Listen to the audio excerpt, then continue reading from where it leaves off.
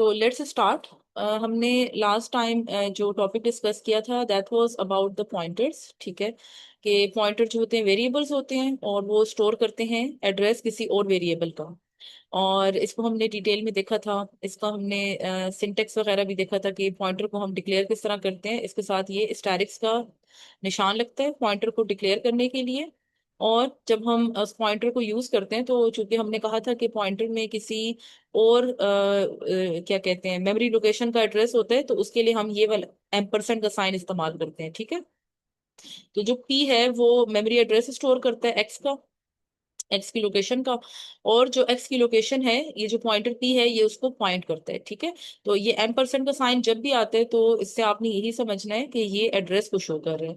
और जो स्टैरिक्स का निशान जब भी आता है तो इससे आपको ये समझ आनी चाहिए कि this is a pointer and it is pointing to a specific memory location in the computer memory.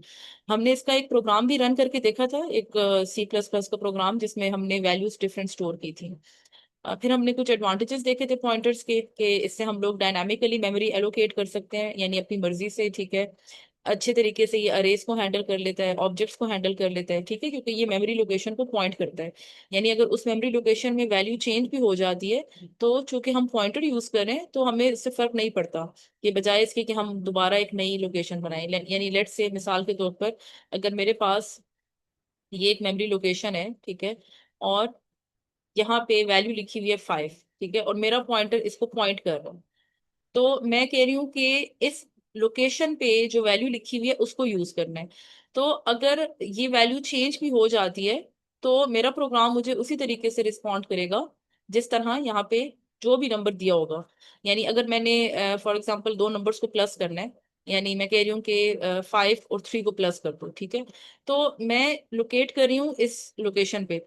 तो मैं ये नहीं कह रही कि इस नंबर 5 को प्लस करो 3 के साथ। मेरा मकसद ये है कि जो चीज यहाँ पे पड़ी हुई है फर्स्ट लोकेशन पे और जो चीज सेकंड लोकेशन पे पड़ी है इन दोनों को ऐड कर दो। तो अगर इसकी वैल्यू चेंज भी हो जाती है, यानी लेट से 5 की जगह आपको अगर कोई वैल्यू 6 हो जाती है, ठीक है, तो तब भी मुझे कंप्यूटर जो है वो इन दोनों वैल्यूज को ऐड करके देगा। तो ये यहाँ पे हमें थोड़ा सा हेल्प करता है डायनामिक मेमोरी एलोकेशन में। अच्छे तरीके से अरेज और ऑब्जेक्ट्स हैंडल हो जाते हैं। और ये पॉलीमॉर्फिज्म जो कि ऑब्जेक्ट ओरिएंटेड प्रोग्रामिंग का एक वो है, प्रॉपर्टी है, उसको भी उसमें भी हेल्प करता है हमें। और जो लिंक्ड डेटा स्ट्रक्चर्स हैं उसमें भी हमें हेल्प करते हैं। ठीक है, अच्छा, फिर हमने पॉइंटर्स टू ऑब्जेक्ट्स देखे थे। तो पॉइंटर टू ऑब्जेक्ट्स में हमारे पास ऐसा पॉइंटर होता है जो किसी ऑब्जेक्ट का एड्रेस स्टोर करते हैं, ऑब्जेक्ट जो हम क्लास के जरिए बनाते हैं। ठीक है, तो ये भी हमने देख लिया था, इसकी भी एग्जांपल हमने डिस्कस की थी और मैंने आपसे कहा था कि आप लोग भी इसको ट्राई करें, इसका आउटपुट चेक करें। और जब हम किसी उसको क्लास के ऑब्जेक्ट को एक्सेस करना चाहते हैं तो हम ये वाला ऑपरेटर यूज करते हैं एरो की तरह। इसमें इस तरह आता है, एक डैश आती है और ग्रेटर देन का साइन आता है। ठीक है, और जब हमने उसको यूज करना होता है तो हम, यानी मिसाल के तौर पर अगर मैं फंक्शन इस तरह का यूज करना चाह रही हूँ, स्टैरिक्स PTR पॉइंटर है डॉट शो, कि शो फंक्शन को कॉल करो, तो उसकी बजाय मैं ये एरो हेड भी इस्तेमाल कर सकती हूँ। फिर हमने दिस पॉइंटर को भी डिस्कस किया था, इसकी भी हमने एडवांटेजेस भी देखे थे, प्रोग्राम भी देखा था। ठीक है, डिराइव क्लासेस का जो है वो भी हम डिस्कस कर चुके हैं। डिराइव क्लासेस इनहेरिटेंस में यूज होती है। ठीक है, जैसे अगर एनिमल क्लास है तो उसमें एक क्लास डॉग है जो डिराइव कर रही है एनिमल क्लास से। तो जब मैं उसमें दिस पॉइंटर यूज करती हूँ या क्लास का पॉइंटर यूज करती हूँ तो बेसिकली मैंने जो क्लास डिराइव की है, यानी कि डॉग क्लास एनिमल क्लास से, तो मैं उसके जो ऑब्जेक्ट है उसकी तरफ पॉइंट कर रही हूँ। ठीक है, वर्चुअल फंक्शंस में यूज होते हैं डायनामिक बाइंडिंग वगैरह में, हम लोग स्टैटिक और डायनामिक बाइंडिंग देख चुके थे पहले। ठीक है, इसमें फिर हमारे पास दो कीवर्ड्स यूज होते हैं, न्यू और डिलीटेड का कीवर्ड। तो ये किस लिए यूज होता है, वही अगेन डायनामिक मेमोरी एलोकेशन और डी एलोकेशन के लिए। डी एलोकेशन का मतलब है कि अगर मैंने एक मेमोरी में कोई वैल्यू रखी है और मैं उसको पॉइंट कर रही हूँ, और जब मेरा काम खत्म हो जाता है, यानी मेरा प्रोग्राम कंप्लीट हो गया और अब मैं चाह रही हूँ कि वो वैल्यू वहां से हट जाए और मेरा पॉइंटर उसको पॉइंट करना छोड़ दे, तो फिर हम उसके लिए न्यू और डिलीट का कीवर्ड यूज करते हैं।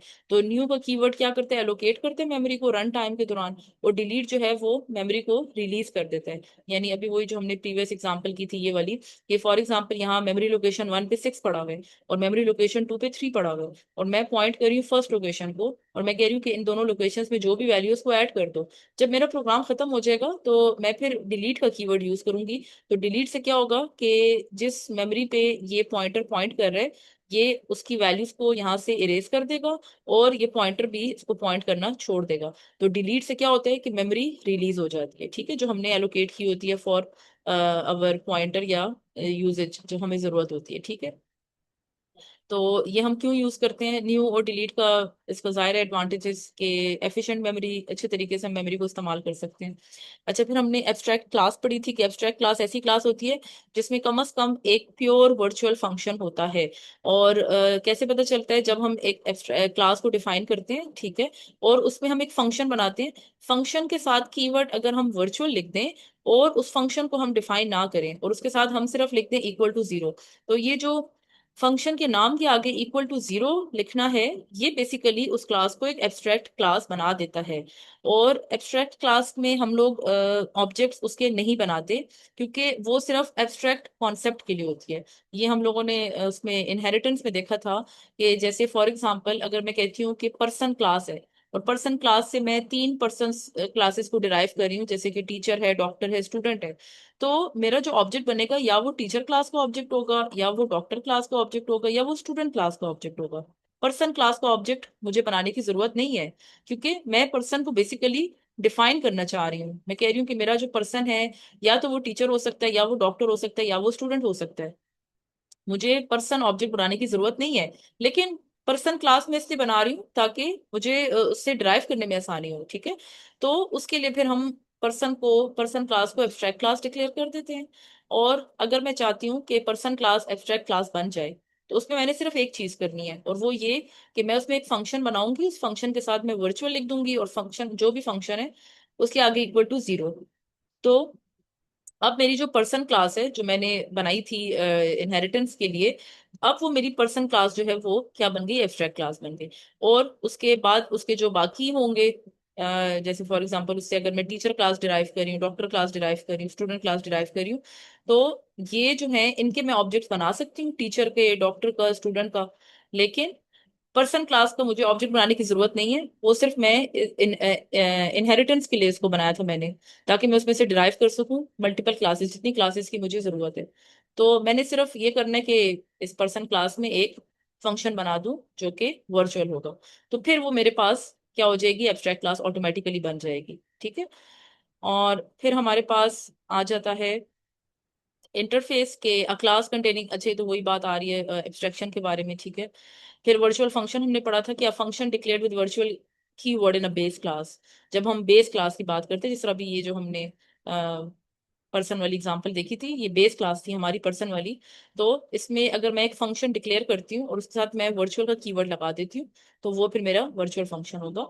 And it allows function overriding. ये हमें किस लिए हेल्प करता है? फंक्शन ओवरराइडिंग के लिए भी हेल्प करता है, और रन टाइम पोलिमॉर्फिज्म भी हमें अलाउ करता है। पोलिमॉर्फिज्म का जो कॉन्सेप्ट है वो भी हम काफी डिटेल में देख चुके हैं। जैसे यहाँ पे अब ये फंक्शन है वर्चुअल वॉइड डिस्प्ले, ठीक है, तो ये वर्चुअल का कीवर्ड आ गया, तो उसका मतलब है कि ये एक वर्चुअल फंक्शन है, और इसको मोस्टली हम बेस क्लास में ही यूज करते हैं। और प्योर वर्चुअल फंक्शन जैसे मैंने अभी बताया कि उसमें इक्वल टू जीरो लगा देते हैं, ठीक है।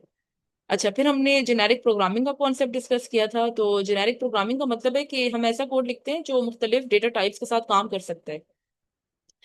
और इसका फायदा क्या है कि कोड बार बार रीयूज हो सकता है, डुप्लीकेशन नहीं होती, और हमारा कोड थोड़ा सा फ्लेक्सिबल हो जाता है, यानी हमें थोड़ी आसानी हो जाती है। और इसकी हमने एक वो भी देखी थी, एग्जाम्पल भी देखी थी, वो हम आगे देखते हैं। इसमें हमारे पास फंक्शन टेम्पलेट आ जाता है कि अ generic function that works with different data types. ये एक ऐसा जेनेरिक फंक्शन होता है जो मुख्तलिफ डेटा टाइप्स के साथ काम कर सकता है।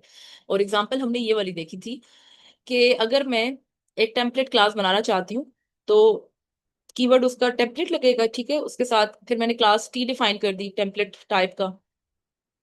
अब जो टी है उसका एक फंक्शन है ऐड, कि टी जो है वो ऐड कर रहे हैं, और वो क्या ऐड कर रहे हैं? ए और बी को। ए और बी जो है वो टी टाइप की क्लास का वो है, क्या कहते हैं, ऑब्जेक्ट है या इंटीजर है, जो भी आप कहें, ठीक है।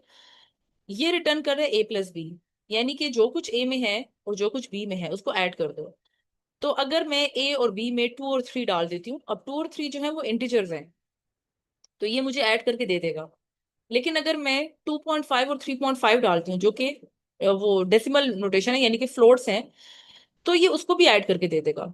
अगर मैं ये टेम्पलेट ना यूज करती, ये जो कीवर्ड है टेम्पलेट, ये मैं ना यूज करती, तो फिर अगर मैं इसको बतौर इंटीजर डिफाइन कर रही हूँ और मैं इसको 2.5 और 3.5 की वैल्यू पास कर रही हूँ, तो फिर ये मुझे सही आंसर नहीं देगा, ये मुझे एरर दे देगा, क्योंकि कंप्यूटर यही कहेगा या कंपाइलर यही एरर देगा, इसीलिए कि आपने तो इंटीजर डेटा टाइप डिफाइन की हुई है, तो ये तो फ्लोट वैल्यू है, ठीक है।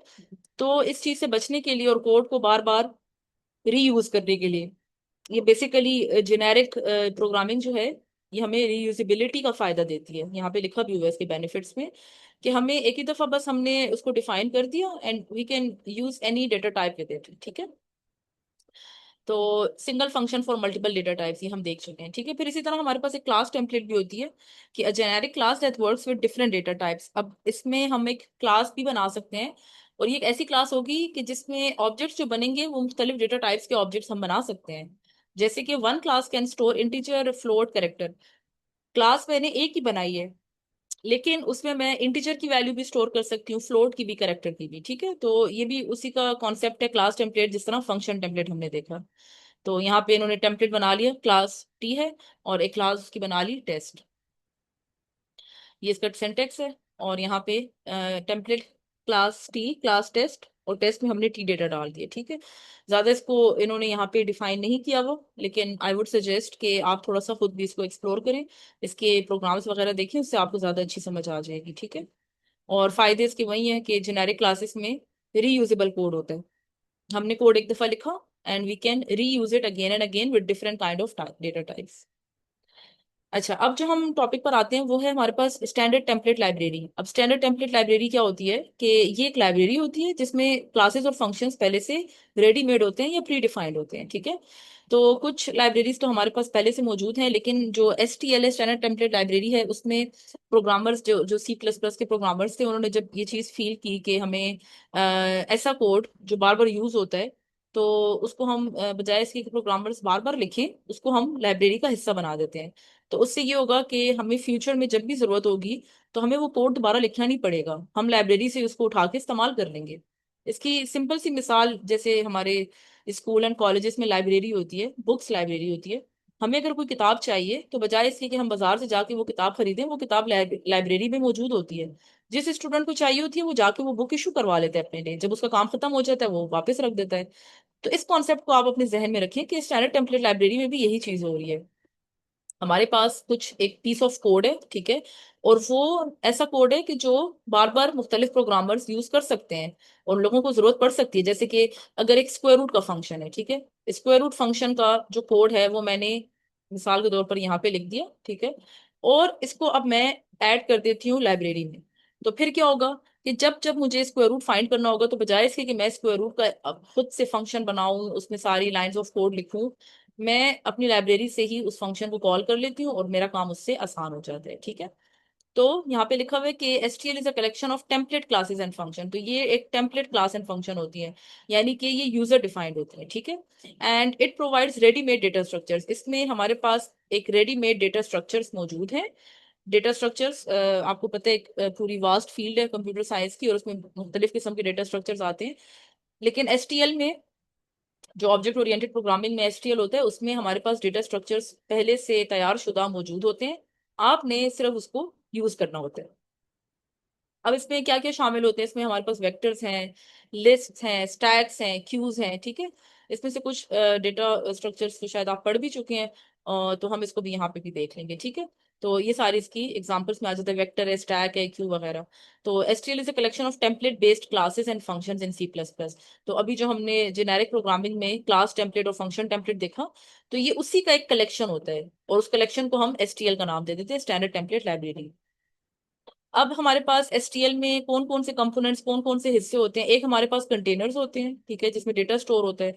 एक इसमें एल्गोरिथम्स होते हैं, ठीक है, यानी किस एल्गोरिथम के जरिए हमने डेटा को स्टोर करना है या वापस उसमें से निकालना है। और इसमें आइटरेटर्स होते हैं। तो आइटरेटर्स बेसिकली वो पॉइंटर्स की तरह काम करते हैं, ये पॉइंट करते हैं मेमोरी लोकेशन को, ठीक है। तो कंटेनर्स में जो हमारे डेटा टाइप्स आ जाते हैं, या जिस तरह डेटा स्ट्रक्चर वगैरह होते हैं, जैसे वेक्टर आ गया, लिस्ट आ गई, क्यू आ गई। और एल्गोरिथम्स जो है वो फंक्शंस होते हैं, जैसे कि सॉर्ट कर दो, सॉर्ट मतलब तरतीब से ले आओ सारी वैल्यूज को, सर्च करो, यानी अगर मेरे पास एक लिस्ट है या मेरे पास एक क्यू है और मैंने उसमें सर्च करना है, कि जो मैं नंबर ढूंढ रही हूँ वो नंबर इस लिस्ट में कहाँ पड़ा हुआ है। तो उसके लिए मैं ये एल्गोरिथम या ये फंक्शन यूज करूंगी। और आइट्रेटर्स जो होते हैं वो बेसिकली आइट्रेट करते हैं, यानी आगे पीछे वो इंडेक्स की तरह हमें यूज करने में हेल्प करते हैं। ठीक है, तो ये इसके कंपोनेंट्स होते हैं। तो सबसे पहले हम वेक्टर को देख लेते हैं कि वेक्टर को डिफाइन करने का तरीका क्या है। एसटीएल में हम लिखते हैं वेक्टर, ठीक है। इंट, इंट का मतलब है कि इसका जो ये तो वेक्टर क्लास है ना, इसका जो ऑब्जेक्ट होगा ना वी, वो इंटीजर डेटा टाइप का होगा, ठीक है। और उसमें हम लिख रहे हैं, उसका एक फंक्शन यूज कर रहे हैं वी डॉट पुश बैक 10, कि जो वेक्टर है उसमें पुश बैक कर दो, वैल्यू पुट कर दो, कौन सी वैल्यू, 10 की पुट कर दो। तो हमारा जो भी वेक्टर होगा उसमें जो वैल्यू पुट होगी 10 की वैल्यू। और ये वेक्टर जो होता है ना, ये पीछे से इंसर्ट होता है, तो ये यहाँ पे लास्ट वाले में इधर से इंसर्ट करेगा और इसमें 10 आ जाएगा, ठीक है। तो हमने ये एक वो एसटीएल से अच्छा, इसमें हमने हेडर फाइल भी यूज करनी होती है, तो हेडर फाइल हम ऐड करेंगे हैश इंक्लूड, और वेक्टर की हेडर, वेक्टर नाम की हेडर फाइल होगी, और उसके हम ऑब्जेक्ट्स बना सकते हैं, ठीक है। और उसमें हम डेटा स्टोर कर सकते हैं with the help of using the functions. फिर नेक्स्ट इसमें जो होता है एसटीएल में, हमारे पास ऑब्जेक्ट की स्ट्रीम्स होती हैं। अब स्ट्रीम्स क्या है? Streams are use to read and write objects into files. मैंने जो अपनी क्लास के ऑब्जेक्ट्स बनाए हैं, ठीक है, ऑब्जेक्ट ओरिएंटेड प्रोग्रामिंग में जाहिर है हम क्लासेस बनाते हैं, फिर क्लासेस के ऑब्जेक्ट्स जितने हम चाहें डिफाइन कर सकते हैं। तो लेट्स से मैंने अगर अपनी क्लास का ऑब्जेक्ट बनाया, अब मैं चाहती हूँ कि उन ऑब्जेक्ट्स को मैं एक फाइल में लिखूं, ठीक है, सिंपल सी कोई भी टेक्स्ट फाइल हो सकती है। तो उसके लिए मैं स्ट्रीम्स का यूज करूंगी, ऑब्जेक्ट स्ट्रीम्स। और वो ऑब्जेक्ट स्ट्रीम्स क्या करती हैं, वो उस ऑब्जेक्ट को लिखती हैं किसी फाइल में, और फिर उसको रीड भी करती हैं वहां से, ठीक है, यानी वो हमें आउटपुट भी देती हैं। So object streams are used for file handling. तो ये बेसिकली जो ऑब्जेक्ट्स की फाइल है उसको हैंडल करती है। और इसमें जो फंक्शन यूज होते हैं वो है एक इफ स्ट्रीम और एक ऑफ स्ट्रीम। जो इफ स्ट्रीम है वो इनपुट के लिए यूज होती है, और ऑफ स्ट्रीम जो है वो आउटपुट के लिए यूज होती है, ठीक है। और इसमें it is use for file handling. और एग्जांपल इसकी अगर मैं लिखती हूँ of stream file, of stream file का मतलब है कि ये जो फाइल है इसकी, इसमें जो कुछ भी लिखा हुआ है उसको आउटपुट पे शो करो, तो वो स्क्रीन पे आपको टेक्स्ट की सूरत में शो हो जाएगा। और ये इसकी डेफिनेशन लिखी हुई, are streams used for object input and output. तो आई वाला जो लिखा हुआ है वो इनपुट के लिए यूज होता है, ओ वाला आउटपुट के लिए यूज होता है, ठीक है। अच्छा, फिर उसके बाद आ जाता है ऑब्जेक्ट सीरियलाइजेशन। तो ऑब्जेक्ट सीरियलाइजेशन जो है ये भी इसका ताल्लुक भी ऑब्जेक्ट स्ट्रीम से है। तो ऑब्जेक्ट सीरियलाइजेशन में क्या होता है कि process of saving objects into files. हम लोग जब किसी भी ऑब्जेक्ट को, ये कौन से ऑब्जेक्ट की बात हो रही है, क्लास ऑब्जेक्ट की, उसके डेटा को जब किसी फाइल में सेव करते हैं, उस प्रोसेस को कहते हैं ऑब्जेक्ट सीरियलाइजेशन, ठीक है। और जो जो चीज ऑब्जेक्ट फाइल में सेव जब हो जाती है तो वो फिर ऑब्जेक्ट स्ट्रीम कहलाती है, वो जो हम पीछे स्लाइड में देख चुके हैं, ठीक है। तो ऑब्जेक्ट सीरियलाइजेशन में हम क्या करते हैं, ऑब्जेक्ट को स्टोर करते हैं किसी फाइल में। इसकी एक्सप्लेनेशन क्या है कि converts object into storable form. हमने एक ऑब्जेक्ट को कन्वर्ट कर लिया एक स्टोरेबल फॉर्म में, यानी ऐसी शक्ल में हमारा ऑब्जेक्ट कन्वर्ट हो गया जिसको हम स्टोर कर सकते हैं, यानी सेव कर सकते हैं। जिस तरह हम एक टेक्स्ट फाइल बनाते हैं उसको हम सेव कर सकते हैं। जाहिर है क्लासेस और ऑब्जेक्ट्स जो हम बनाते हैं तो उसको तो हम सेव नहीं करते। बहुत सारे मौकों पे ऐसा होता है कि हमने अपनी कोई क्लास बनाई, उसको ऑब्जेक्ट बनाया, ठीक है, कंस्ट्रक्टर होता है, डिस्ट्रक्टर होता है, वो चीज खत्म हो जाती है। मैं चाह रही हूँ कि मेरा ऑब्जेक्ट सेव रहे, महफूज रहे। तो उसके लिए ऑब्जेक्ट सीरियलाइजेशन होगी, यानी मैं अपने ऑब्जेक्ट के डेटा को एक फाइल में स्टोर कर दूंगी। अच्छा, जैसे एग्जांपल में क्या कह रहे हैं, saving student object into file, के जैसे स्टूडेंट ऑब्जेक्ट है और उसको हम क्या कर लें, किसी फाइल में सेव कर लें, ठीक है। तो ये इसकी एग्जांपल हो जाएगी। तो सीरियलाइजेशन क्या है? सीरियलाइजेशन बेसिकली प्रोसेस है स्टोरिंग ऑब्जेक्ट डेटा इन फाइल्स। किसी भी ऑब्जेक्ट के डेटा को, क्लास का जो ऑब्जेक्ट है उसके डेटा को जब हम किसी फाइल में सेव करते हैं, उस प्रोसेस को सीरियलाइजेशन कहते हैं। और वो किस तरीके से सेव होता है? वो होता है ऑब्जेक्ट स्ट्रीम्स की सूरत में सेव। तो ये जो ऑब्जेक्ट स्ट्रीम है ये हमने यहाँ पे पढ़ लिया, ठीक है, इसके बारे में। फिर सीरियलाइजेशन में दोबारा बता रहे हैं कि converting objects into storable format, objects को किसी ऐसे फॉर्मेट में, ऐसी शक्ल में स्टोर करता है, ऐसी शक्ल में लेकर आते हैं जिसमें हम उसको स्टोर कर सकते हैं। And useful for saving records in file. तो अगर मैंने अपने ऑब्जेक्ट को, जितने भी मैंने ऑब्जेक्ट बनाए हैं, जैसे मैंने पर्सन क्लास बनाई थी, उसकी मैंने 3 क्लासेस डिराइव की, टीचर, डॉक्टर, स्टूडेंट। अब मैं टीचर क्लास के ऑब्जेक्ट्स बना रही हूँ, डॉक्टर क्लास के ऑब्जेक्ट्स बना रही हूँ, स्टूडेंट क्लास के ऑब्जेक्ट्स बना रही हूँ। अब लेट से मेरे पास टीचर के भी बहुत सारे ऑब्जेक्ट्स बन चुके हैं, 8-10, डॉक्टर क्लास के भी मैंने 8-10 बना लिए हैं, स्टूडेंट के भी मैंने बना लिए हैं। अब मैं चाह रही हूँ मैं इसको महफूज कर लूँ, सेव कर लूँ। तो फिर उसके लिए जो ये जो प्रोसेस होता है ऑब्जेक्ट को किसी फाइल में सेव करने का, या रिकॉर्ड को फाइल में सेव करने का, वो प्रोसेस सीरियलाइजेशन कहलाता है। और इसको सेव करने का तरीका क्या होता है, हम लिखते हैं of stream file student dot that. तो ऑफ स्ट्रीम फाइल का मतलब है कि आउटपुट दे दो किसमें, फाइल में, और फाइल का नाम क्या है, तो वो फाइल का नाम हमने यहाँ पे लिखना है ब्रैकेट में और इन्वर्टेड कॉमर्स में। और चूंकि ये हमारे पास एक ऑब्जेक्ट वो है, डेटा है, तो इसका जो एक्सटेंशन होगी वो आखिर में आएगी .dat। ठीक है, तो ये इसके साथ लिखना जरूरी है। ये जो स्टूडेंट लिखा हुआ है ना, ये आप इसकी जगह कोई भी नाम लिख सकते हैं, abc.dat, टीचर डॉट डैट, ठीक है, कुछ भी लिख दे। तो इसका मतलब है कि एक फाइल बन जाएगी, टेक्स्ट फाइल, ठीक है, इस नाम से, स्टूडेंट के नाम से, ठीक है, और वो एक ऑब्जेक्ट डेटा फाइल होगी। और ओ एफ स्ट्रीम का मतलब है कि वो आउटपुट उसको शो करो, यानी हम उसको रीड कर सकते हैं रीडेबल फॉर्म में, ठीक है। तो ये इस तरीके से इसकी एग्जांपल है। अच्छा, ये तो मैंने आपको सारा एसटीएल के बारे में बता दिया। मैंने आपको ज्यादा इसमें डिटेल में नहीं बताया, मैंने सिर्फ एक मुख्तसर सा जायजा दिया आपको, ठीक है। डिटेल में हम इसको अभी देख लेंगे, लेकिन उससे पहले हम थोड़ा सा एक्सेप्शन हैंडलिंग को भी पढ़ लेते हैं कि एक्सेप्शन हैंडलिंग क्या होती है, क्योंकि ये हमारा लास्ट टॉपिक है, तो उसके बाद फिर हम इसको डिटेल में भी देख लेते हैं। अच्छा जी, तो सबसे पहले है हमारे पास एक्सेप्शन हैंडलिंग क्या होती है। A method to handle run time errors. Exception handling manages run time errors. तो अक्सर हमारे पास ऐसा होता है कि जब हम कोई एरर, कोई प्रोग्राम लिख रहे होते हैं, तो अक्सर हमारे पास एरर आ जाता है। तो हम चाह रहे हैं कि हम उस एरर को हैंडल कर ले। और ये एरर वो वाले एरर नहीं है जो सिंटेक्स एरर्स होते हैं, जैसे कि अब मैंने एक सी प्रोग्राम लिखा और उस प्रोग्राम में मैं आखिर में सेमी कॉलन डालना भूल गई, तो इसमें जो कंपाइलर मुझे एरर देगा ना, वो सिंटेक्स एरर होगा।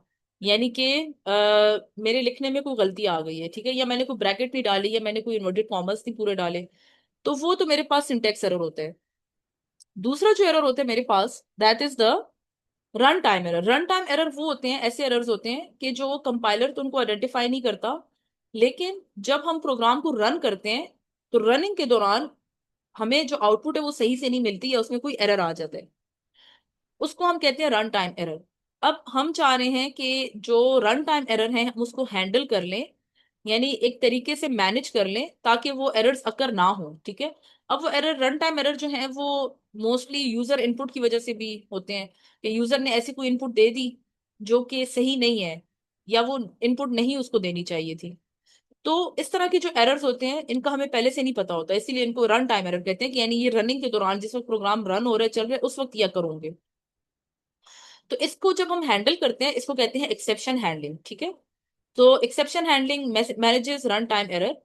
It prevents abnormal termination. हमारा प्रोग्राम जब एबनॉर्मली टर्मिनेट हो जाता है, टर्मिनेट मतलब रुक जाना, और एबनॉर्मली, एक तो होता है ना नॉर्मल, यानी नॉर्मल तरीके से सब कुछ चल रहा है, ठीक ठाक सब कुछ चल रहा है। उसका जो ऑपोजिट होता है ना, वो होता है एबनॉर्मल, यानी नॉर्मली नहीं चल रहा ठीक, उसमें कोई ना कोई ऐसा मसला आ गया है जो कि नहीं आना चाहिए। तो एक्सेप्शन हैंडलिंग हम इसलिए करते हैं कि अगर रन टाइम एरर आ जाए, तो ऐसा ना हो कि हमारा प्रोग्राम क्रैश हो जाए, या हमारा प्रोग्राम एक लूप में फंस जाए, या हमारा प्रोग्राम जो है वो स्टक हो जाए, वो हमें आगे कोई जवाब ही ना दे। तो उसको हैंडल जो करते हैं या उसको मैनेज करने को हम कहते हैं एक्सेप्शन हैंडलिंग। तो इससे ये एक तो अब नॉर्मल टर्मिनेशन रुक जाती है हमारे प्रोग्राम की, ठीक है, जो कि हम नहीं चाहते कि ऐसा हो। दूसरा, it prevents program from crashing, यानी वही बात कि हमारा प्रोग्राम एकदम से क्रैश ना हो जाए, रुक ना जाए, स्टक ना हो जाए, किसी लूप में ना फंस जाए, तो ये इस चीज के लिए होता है। अब एक्सेप्शन हैंडलिंग हम कैसे करते हैं सी प्लस प्लस में, कि उसमें हमारे पास कुछ कीवर्ड्स होते हैं। एक होता है ट्राई, एक होता है थ्रो, और एक होता है कैच। ये इसके तीन कीवर्ड्स हैं, ठीक है। तो एक्सेप्शन हैंडलिंग, यहाँ पे दोबारा इन्होंने डेफिनेशन लिखी हुई है कि exception handling handles the run time errors in programs. हमारे प्रोग्राम में जो रनिंग टाइम पे एरर्स अकर होते हैं, ये उसको हैंडल करता है। अच्छा, अब जो हमने इसके तीन कीवर्ड्स देखे हैं, ट्राई, थ्रो और कैच। तो ट्राई क्या करते हैं, ट्राई में हम अपने जो रिस्की कोड है वो लिखते हैं, यानी जिसका हमें पता है कि ये ऐसा कोड है कि जिसमें एरर अकर हो सकता है, ठीक है। थ्रो में हम उस एक्सेप्शन को जनरेट करते हैं, कि यानी अगर ऐसा हो तो ये वाली एक्सेप्शन जनरेट होगी। और कैच में हम उसको हैंडल करते हैं। अब हैंडल किस तरह करते हैं, कि यानी स्क्रीन पे कोई मैसेज आ जाए, या यूजर से हम कहें कि आप दोबारा कोई नंबर इनपुट दे दें। जैसे आप, मैं आपको मिसाल देती हूँ। हमारे पास एक होता है divide by zero error. Divide by zero error का मतलब है कि मैंने अगर यूजर से कहा कि मुझे दो नंबर्स दे दें, ए और बी, इंटीजर ए मुझे दे दे और इंटीजर बी मुझे दे दे, और मैंने इन दोनों को डिवाइड करना है, मैं फाइंड करना चाह रही हूँ ए डिवाइडेड बाय बी क्या आता है मेरे पास, ठीक है, ये क्वेश्चन मार्क है। तो इस तरह का मैंने एक प्रोग्राम बना लिया कि जिसमें मैं यूजर से दो नंबर्स की इनपुट लूंगी, ए और बी, ठीक है। मैं यूजर से कह रही हूँ आपने इंटीजर्स डालने हैं, मैं आपको उसका डिवाइड करके प्रोग्राम जो है वो आंसर दे देगा। अब फर्ज करते हैं यूजर ने जो वैल्यू डाली, फर्ज करते हैं ए में उसने 10 पुट कर दिया इनपुट प्रोग्राम रनिंग के दौरान, और बी में उसने 2 पुट कर दिया। अब अगर मैं 10 को डिवाइड करती हूँ 2 पे, तब तो मेरा आंसर ठीक आएगा। कंप्यूटर मुझे या कंपाइलर मुझे 10 को 2 पे डिवाइड करके आंसर दे देगा 5। So this is correct, there is no issue in it, there is no error in it. लेकिन अगर यूजर जो है वो 10 ए की जगह पुट करता है लेकिन बी की जगह वो 0 डाल देते हैं। अब आपको पता है कि this is a mathematical error, और मैथमेटिक्स में कभी भी हम लोग किसी नंबर को 0 पे डिवाइड नहीं कर सकते। तो अब क्या होगा कि जब कंप्यूटर को मैंने दो नंबर दे दिए, 10 और 0, और जब कंप्यूटर इसको डिवाइड करेगा 10/0, तो 10/0 का तो कोई आंसर ही नहीं है। तो इस सूरत में मेरा कंप्यूटर हो जाएगा क्रैश। अब ना वो स्क्रीन आगे जाएगी, ना वो स्क्रीन पीछे जाएगी, ना मुझे कोई मैसेज मिलेगा, ना मुझे समझ आएगी कि एक्चुअली हुआ क्या है। तो इस चीज से बचने के लिए मैं करूंगी एक्सेप्शन हैंडलिंग। तो एक्सेप्शन हैंडलिंग में मैं फिर ये कर सकती हूँ कि मैं यहाँ पे एक चेक लगा दूं कि अगर यूजर ने दोनों इनपुट में से किसी एक नंबर को 0 डाल दिया है, या लेट से चले दोनों को भी छोड़ते हैं, मैं कहती हूँ कि अगर यूजर गलती से सेकंड नंबर को 0 पुट कर दे, तो कंप्यूटर ने फिर इन दोनों नंबर्स को डिवाइड नहीं करना, बल्कि कंप्यूटर ने फौरन एक मैसेज डिस्प्ले करना है, और उस मैसेज में लिखा होगा कि you can not enter 0, please enter another number, कि कोई और नंबर एंटर कर दें। तो जब वो मैसेज स्क्रीन पे आ जाएगा, तो वो चीज जो है ना हैंडलिंग एक्सेप्शन कहलाती है, कि मैं इस चीज से बचना चाहती हूँ एज अ प्रोग्रामर। मैं नहीं चाहती कि यूजर जो है वो ऐसी कोई वैल्यू पुट करे जिसमें मेरा कंप्यूटर ही क्रैश हो जाए या प्रोग्राम क्रैश हो जाए और वो ना आगे जाए ना पीछे जाए। तो उसके लिए हम लोग कैच में जो एक्सेप्शन है, यानी जो एरर जनरेट हो रहा है, उसको पहले से हैंडल कर लेते हैं, पहले से बता देते हैं। यानी हम सोचते हैं कि अगर यूजर ये नंबर डाल दे तो फिर उसको स्क्रीन पे ये मैसेज आ जाना चाहिए, ठीक है, या अगर वो 0 पुट करता है तो उस वैल्यू को कंप्यूटर एक्सेप्ट ही ना करे, ठीक है, बजाय इसके कि कंप्यूटर हैंग हो जाए या क्रैश हो जाए। तो ये सारा कॉन्सेप्ट है एक्सेप्शन हैंडलिंग का। यानी एरर्स को हमने देखना है कि कौन कौन से एरर्स जनरेट हो सकते हैं रन टाइम के दौरान, और उसके लिए पहले से हम इंतजाम कर लें। तो ये तीन कीवर्ड्स हैं, ट्राई, थ्रो और कैच। तो इसके देख लेते हैं, एग्जांपल इन्होंने दी हुई है। ट्राई में जैसे इन्होंने कहा है कि थ्रो 10 का मतलब है कि 10 की वैल्यू फेंक दो। सिंपल वर्ड्स में थ्रो का मतलब होता है फेंकना। तो 10 फेंको, तो जब भी हम ट्राई या थ्रो जब भी आएगा उसके साथ कैच जरूर आएगा, कैच का कीवर्ड, ठीक है। हम लोग कभी भी ऐसे नहीं कर सकते कि थ्रो कीवर्ड यूज कर लिया और कैच है ही नहीं। जब भी थ्रो का कीवर्ड आएगा हमने कैच को भी जरूर डिफाइन करना है। तो मैंने थ्रो 10 किया, यानी 10 की वैल्यू दे दी, या मैं कंप्यूटर से कह रही हूँ कि जब भी 10 की वैल्यू आए तो आपने क्या करना है, कैच करना है उस वैल्यू को और सी आउट एक्स दे देना है। अच्छा, ये तो उन्होंने सिर्फ समझाने के लिए, लेकिन एक्चुअल इसकी एग्जांपल वही है जो डिवाइड बाय 0 मैं आपको बता चुकी हूँ। अच्छा, अब इसमें कह रहे हैं कि why exception handling is used. अब ये इस्तेमाल क्यों होती है, क्योंकि it handles run time error safely. ऐसे एरर जो रन टाइम पे अगर हो सकते हैं उसको बहुत अच्छे तरीके से ये हैंडल कर लेता है। इम्प्रूव्स प्रोग्राम रिलायबिलिटी, हमारा जो प्रोग्राम है वो रिलायबल रहता है। रिलायबल मतलब कि उस पर ट्रस्ट होता है यूजर को कि ये प्रोग्राम ऐसा नहीं होगा कि चलते चलते किसी भी वजह से रुक जाए। अब वो गलती यूजर की होती है कि उसने कोई वैल्यू ऐसी पुट की होती है जिसके पास कंप्यूटर का कोई, यानी कंप्यूटर के पास उसका कोई जवाब नहीं होता कि मैं इसको कैसे सॉल्व करूं। लेकिन हमने पहले से हर एक पहलू पे गौर करके अपने प्रोग्राम को डिजाइन करना होता है, और इस चीज को भी देखना होता है कि अगर गलती से यूजर कोई की प्रेस कर दे या गलती से कोई ऐसी इनपुट दे दे जिसका कंप्यूटर को नहीं पता, तो हम पहले से कंप्यूटर को समझा दे कि अगर ये चीज आएगी तो इसको इस तरीके से तुमने जवाब देना है, ठीक है। तो ये इससे रिलायबिलिटी बढ़ जाती है प्रोग्राम की। अवॉइड्स एबनॉर्मल प्रोग्राम टर्मिनेशन, हमारा प्रोग्राम जो है वो एबनॉर्मली टर्मिनेट या एंड नहीं होता। And makes debugging easier, debugging का मतलब होता है गलतियां निकालना, तो ये हमारी गलतियों को जरा आसान कर देता है।